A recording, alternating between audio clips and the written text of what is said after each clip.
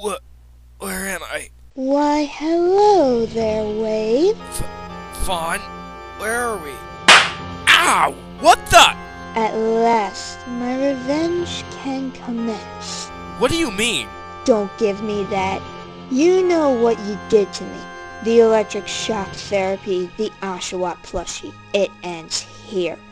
But to answer your question, we are in my master's world, the distortion world, which is better than the setting of that Blue Wolf movie. What are you gonna do to me? Simple. You're gonna do a list for me. And if I refuse? Fine! So is this a collab or something? No, you are doing the list on your own. And then I might let you live. Alright. What's the list? Top 8 Paper Mario partners. Get started!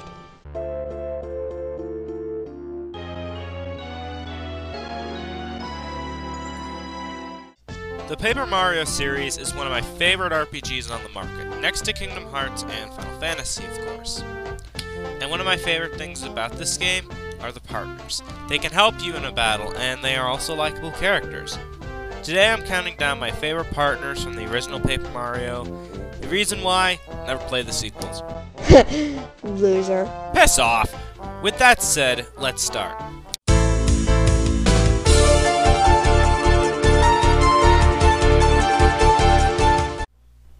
Oh boy. We're not starting off on the right foot, are we? Goombario is easily, in my opinion, the worst partner in the game. He has no good attacks that you can't easily do on your own, he doesn't have a good personality, well, other than being a little kid, and his abilities can be replaced with a piece of paper, since one of his abilities, Tattle, just lists the stats of the enemy. He also isn't that strong in battle, I find, as the rest of his abilities are weaker attacks that Mario can use. But to give him credit, he does look kinda cute, and he can be useful in the beginning of the game, at least till you get your second partner. And he does have funny dialogue, but that's all I can really say about him. To be honest, this Goomba, I'd rather see smushed in the video game, because he isn't that likable. Now Goombette, or Goombella, that's a Goomba I can understand. Next entry.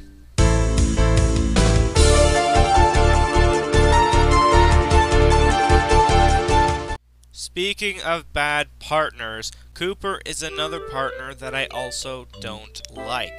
Don't get me wrong, he's not as bad as Goombario, but compared to the remaining 6 on this list, he's at the bottom of the totem pole.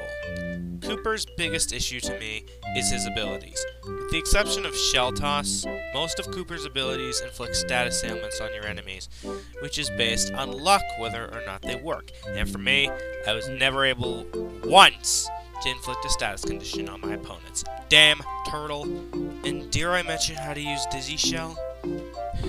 But excluding the elements I hate about Cooper, let's look over his good points. His personalities and goals are really good.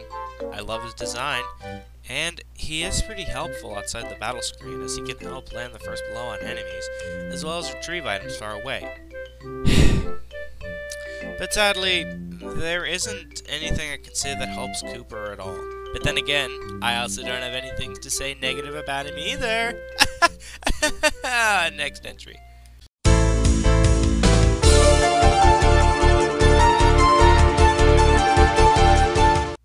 Hey guys, look! I think I found an early design for Swampert in the Pokemon games. God, I love Sushi. She was an awesome partner to use in the game, as she helped me get across long distances. Her abilities were awesome, and she was pretty funny. But let's start from the top. Sushi has the ability to travel on water, which is useful later on in the game, and it sure helped me a lot in finding the hidden items and fighting that damn piranha. No! I also love the abilities Sushi is given to help Mario out.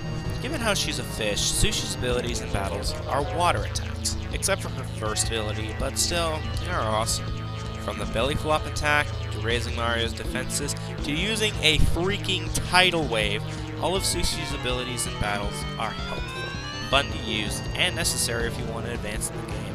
Sushi also has a lot of personality to her. Being sensitive and soft-hearted, Sushi has a lot of layers to her that are displayed in the game.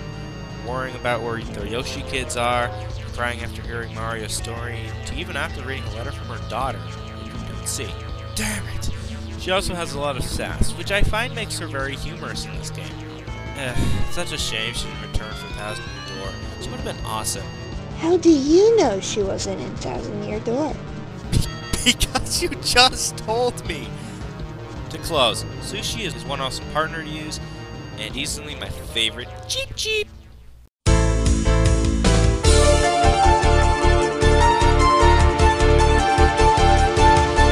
At number 5 is Michael Bay's sane child, Bombette. I said it, I like Bombette more than Sushi and Cooper. But hear me out. With regular bomb-bombs, or bombs, whatever, I hate these things. They're explosive, irritating, and they are everywhere! But the funny thing is, I can't find any hatred for Bombette for the most part. She has an interesting personality, awesome abilities, and is useful outside of battle. With Bombette, when you meet her, she is helpful in getting you out of the Koopa Fortress by blowing up fake walls, and she can also assist in finding secret items hidden behind said fake walls.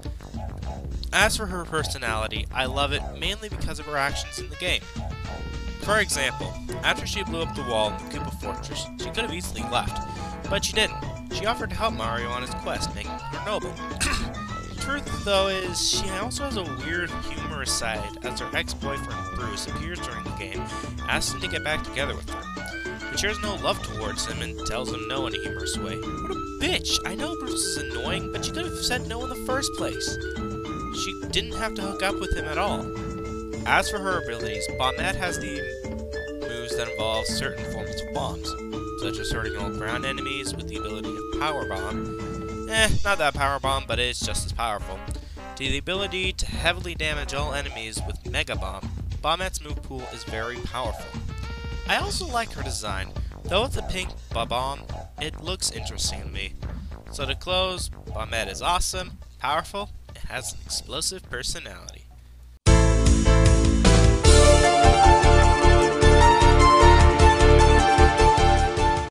Let me get this out of the way first. I hate posers. They act stupid, they look stupid, and they don't think for themselves. Okay, to be fair, not all of them act like this, but most of them do. As such, I hate Lackluster's personality. He acts like a gangsta when you first meet him, and he got on my nerves so badly. But, after you beat him, he gets awesome. He has a good set of goals, awesome abilities, and a decent personality after the fight. In terms of his goals, he wants to get stronger in order to protect his girlfriend from evil, and I can understand that. I mean, he loves his girlfriend, and he wants to protect her. That's understandable. I can understand that. But, when you see him, he does start off as an asshole. After that, though, we find out that he is a decent person under all those layers, and he does have some decent character development throughout the game, and his ending is pretty cool. As for his abilities, Lackluster has very interesting abilities, to say the least. From blowing enemies off the screen, to increasing Mario's evasiveness, to throwing out of his cloud. What? Okay, Lackluster's hiding a few skeletons in his closet, but Lackluster is still an awesome partner to have. He has good abilities, he's strong, and with a decent personality. It all adds up to the number 4 spot on this list.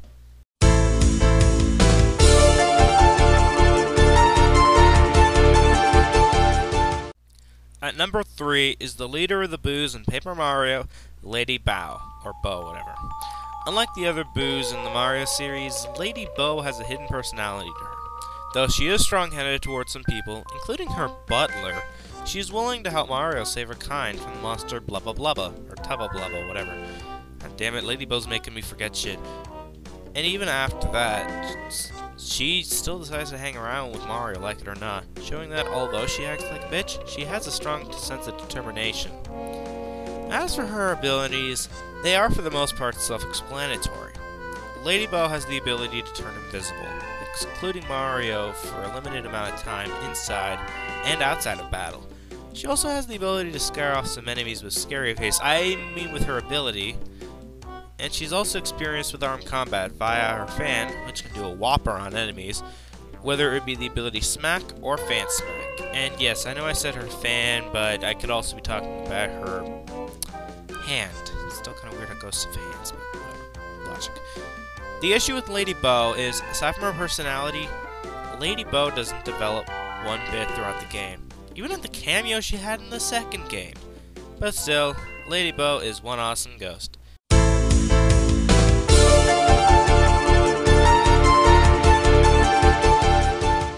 Holy Tartarus! How dare you pick a mini bulls over Lady Bow! Shut up and talk about it. Fine. Watt is an interesting case among the Paper Mario partners, as she is the youngest partner in Mario's gallery.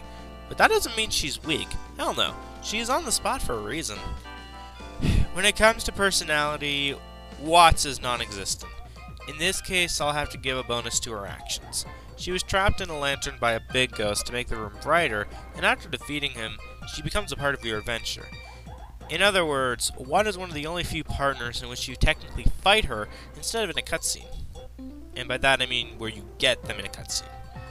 It's very shocking at this point, because you were used to just recruiting a partner through a cutscene. Wow, that's kind of creepy. I guess Watt's been going around like a record. In terms of abilities, Watt is pretty useful, from increasing Mario's attack, to paralyzing all enemies on screen, to lighting up dark areas to discover hidden items. Watt is one of the most useful characters to use in the game. She's useful in battle and outside of battle. Her design I also find to be the most interesting. Unlike other enemies which are based off of enemies from the platformers, Watt's design is based upon a bolt of electricity. I guess you could say that was shocking, eh? Okay, I'll stop! To close, Watt is one of the best partners in the game. But the biggest question is, who could top her? Let's find out. Number 8, Goombario. Number 7, Copper. Number 6, Sassy Fish. Number 5, Explosive Girls. Number 4, Lackluster. Number 3, Boo with Breasts. And number 2, Shockers.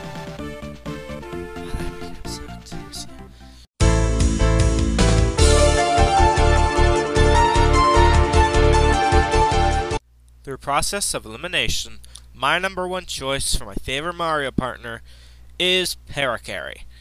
This guy, this quirky, crazy, funny, useful tank, is my number 1 favorite partner in Paper Mario. How could I not choose this guy? He's awesome! This guy is a postman. He is helpful in battle. He has an interesting personality. There's nothing more that I can say, so let's begin with his battle properties. In battle, Parakarry's abilities vary from turning into a shell to launch at enemies, to lifting them out of the battlefield, to using his wind as mini tornadoes. Parakarry has the most variety out of all partners. As for goals, Parakarry's goal is to become a postmaster, which, as said by the previous postmaster in the game, Parakarry will become one very soon. True, looking for all the letters in the game is annoying as balls. Know it, but regardless. But with Parakarry's ability outside the battle screen, it helps a lot. Parakarry, as a paratrooper, has the ability to fly over short distances, which is more useful than Lackluster's ability, since he can only hover. Believe me when I say this ability helped me so much in the game, you'd be surprised. I also really love his design. That look on his face shows off that he's ready for anything that the world can throw at him. Plus, he's a little klutzy, which leads to some humorous moments in some scenes. And that's all I can really say about him. He's humorous, he's determined, he's powerful, and he is number 1 on my Paper Mario partners list. I'm the Infected Soldier, and happy Halloween. Okay, Fawn, would you mind letting me out? Well, when you put it that way. No.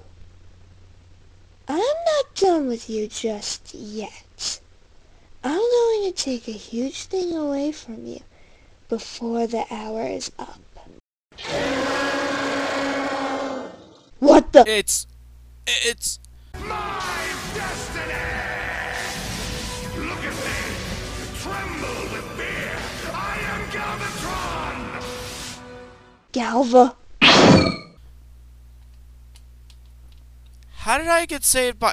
Oh, yeah. I forgot. Decepticon for life. Wait, what's this? A letter?